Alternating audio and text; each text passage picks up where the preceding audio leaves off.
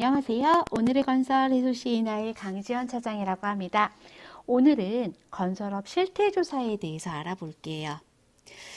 우리가 주기적 신고가 있었어요. 건설업에서는. 이 주기적 신고가 2018년도에 폐지가 되면서 실태조사라는 제도가 도입이 됐어요. 오늘은 이게 무엇인지 내용을 하나하나 알아보도록 할게요. 자, 건설업 실태조사는 건설업을 보유하고 있는 회사가 취득한 면허의 기준을 잘 충족하고 있는지 조사를 하는 거예요. 요즘은 1년에 한 번씩 이루어지고 있어요. 매년 11월에서 이듬해 6월 정도까지 이루어지고 있어요. 각 지역마다 그리고 기관마다 달라요. 언제 하는지에 대한 기준은 명확하게 없어요. 대부분 11월에서 12월에 가장 많이 이루어지고 있어요. 지금 기준으로는. 그럼 이 실태조사를 받는 업체를 어떻게 선정하는지가 많이 궁금하실 거예요. 모든 전문건설업체, 모든 종합건설업체가 선정이 되는 건 아니에요. 자, 선정하는 방법은 바로 조기경보 시스템이라는 제도를 통해서 업체를 선정해요. 우리가 흔히 키스콘이라고 건설산업 정보들이 모이는 이제 프로그램이 있어요. 그곳에 각 기관에서 수집된 정보들을 통해서 건설업, 부실업체를 선정하고 있어요. 예를 들어 건설협회나 전문건설협회, 시설물유지협회, 기계설비협회 각 협회에서 이제 그 당해에 실시한 실적신고와 재무제표가 신고가 되잖아요. 그런 자료들이 바로 조기경보 시스템에 등록이 되는 거예요. 그래서 부실업체들을 선정하는 거죠. 예를 들어 재무제표상 자본총계가 나오지 않는다든가 아니면 공사에 대한 실적이 너무 없다든가 여러 가지 재반 상황에 따라 올라가게 돼요. 그리고 뭐 공제조합이라든지 아니면 기술인 협회에서 기술자가 미비된 부분이 있다든가 아니면 공제조합 출자금이 부족하다든가 뭐 일시적으로 예금이 없어졌다든가 이런 문제들의 각 시스템에 등록이 되면 이 조기경보 시스템이 가동이 됨과 동시에 부실한 업체들이 선정이 되고 그렇게 업체들이 선정이 되면 각 기관에 이러한 업체들이 잘못됐습니다. 조사를 해주세요 라고 해서 실태조사를 받게 돼요. 종합건설업 같은 경우는 대한건설협회에서 실태조사를 주관하고 있고요. 1차 서류를 확인해서 문제가 없다는 걸 지역 내 시도청에 넘기면 시도청에서 최종 문제가 있으면 이제 영업정지가 이루어지게 되고 그리고 전문건설협회는 지역 내 시군구청에서 이러한 과정을 거치게 됩니다. 그럼 실태조사를 받게 되면 대부분 기준일자가 정해지게 돼요.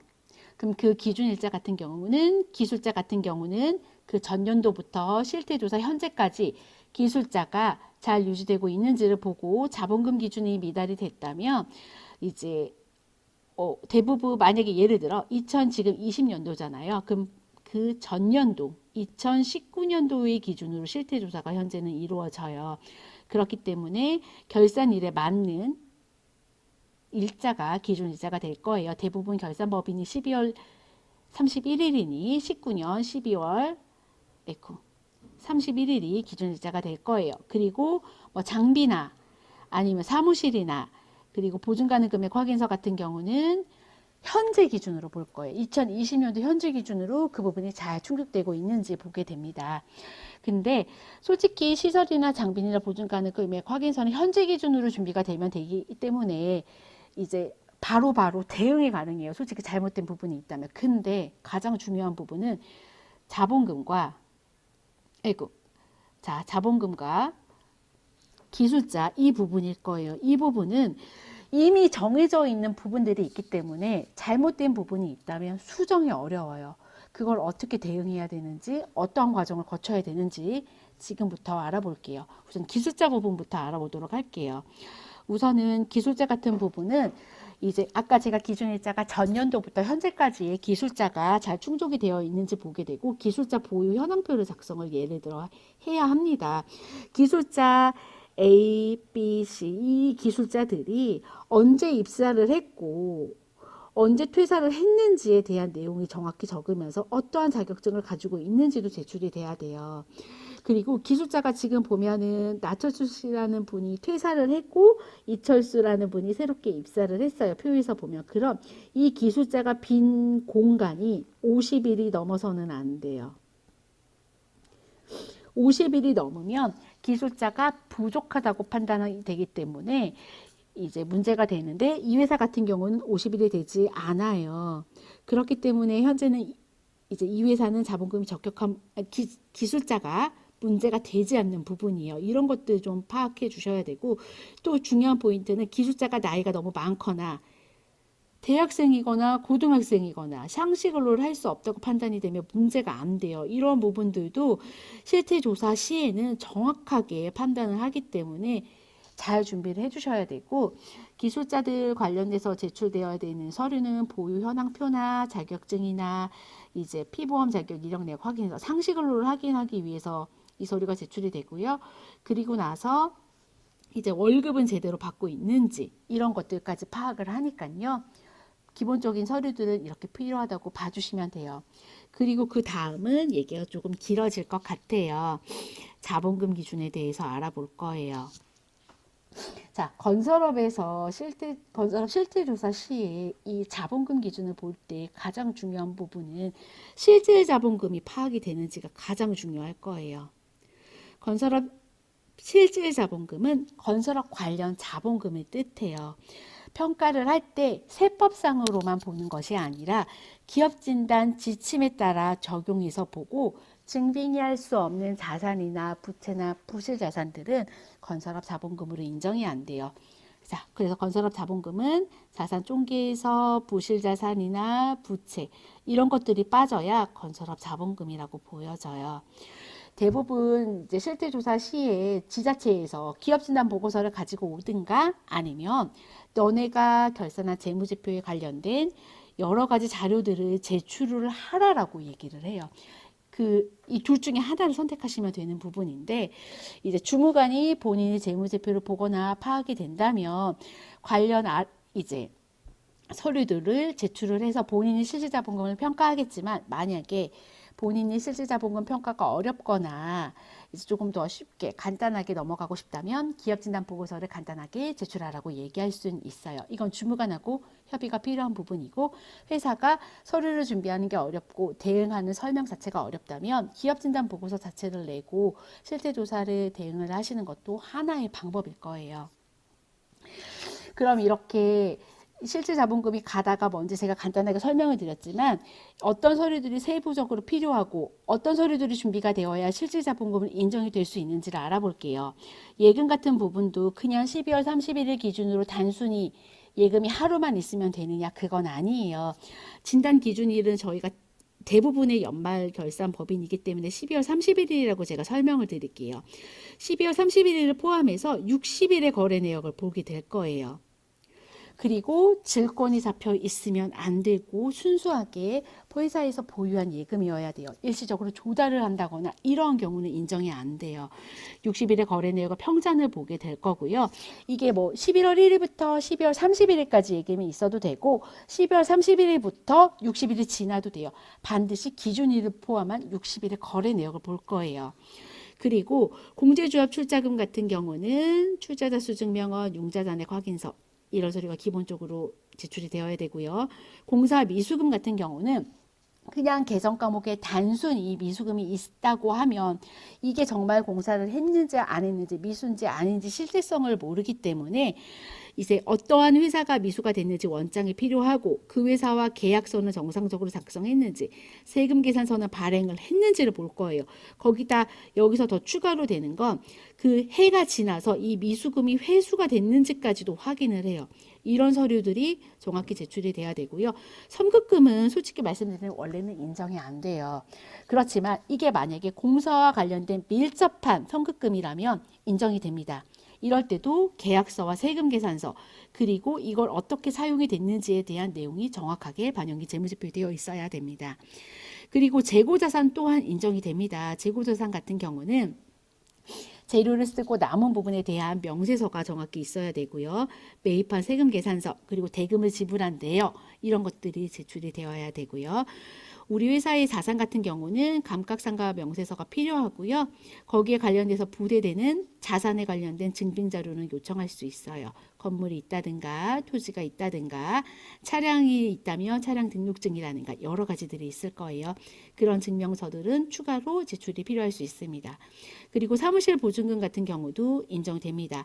대신 이제 임대인이 우리가 이렇게 임대를 하고 있으면 국가에 세금을 내게 돼 있어요. 그게 부동산 임대 공급가 명세서인데 그분이 세금 낸 내역에 대한 명세서도 필요하고요. 우리가 보증금을 집주인에게 냈으니 보증금 입금 내역, 임대차 계약서 그리고 이 계약서가 건물 등기부등본 소유주와 동일한지 등을 보기 위해서 이러한 증명 자료들이 필요합니다. 그리고 공사를 하게 되면 미완성 공사들도 생길 수 있어요. 이러한 공사들도 아래 보시는 서류들이 정확하게 증빙이 된다면 인정이 되는 포인트니까요. 꼭 인정 이제 체크해 주시고요. 가장 중요한 포인트는 사실성이에요. 정말 이러한 자료들이 있는지 증빙 자료들이 있다면 모두 실질자본금으로 인정이 돼요. 이 부분 체크해 주시고요. 그리고 그렇게 진행을 하다 보면 불인정되는 항목들이 있어요.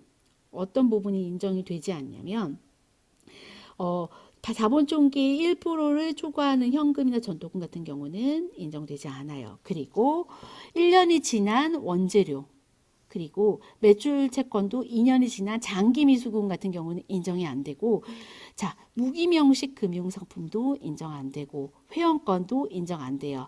선급금, 대여금, 미수수익도 당연히 인정 안 되고요.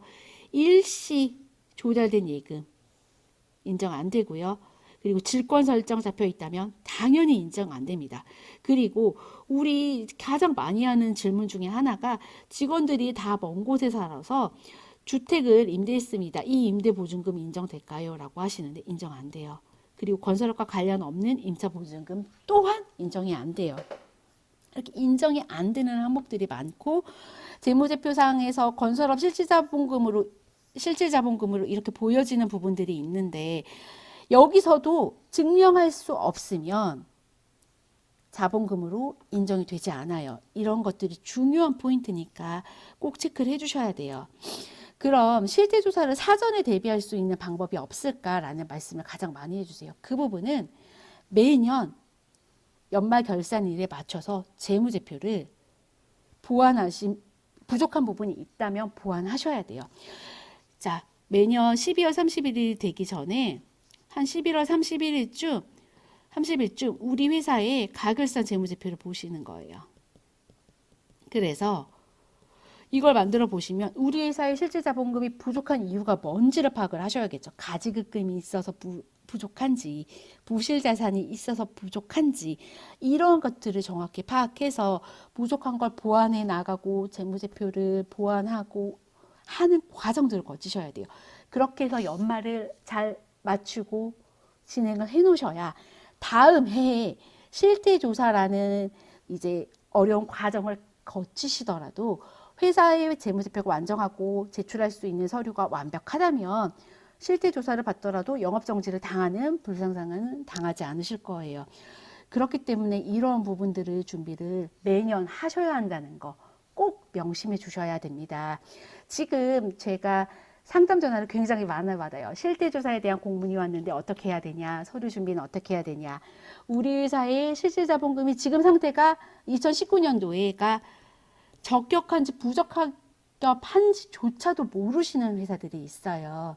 그러지 않도록 매년 준비를 잘 해야 하신다는 거 꼭 명심해 주시고요.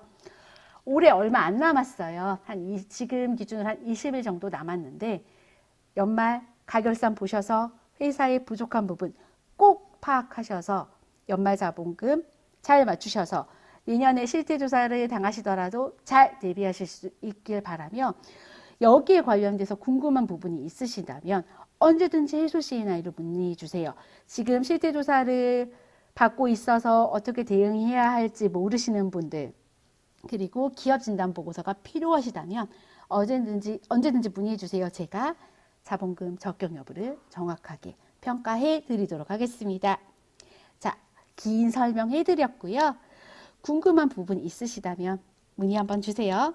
자, 그럼 오늘 설명 여기까지 마치겠습니다. 감사합니다.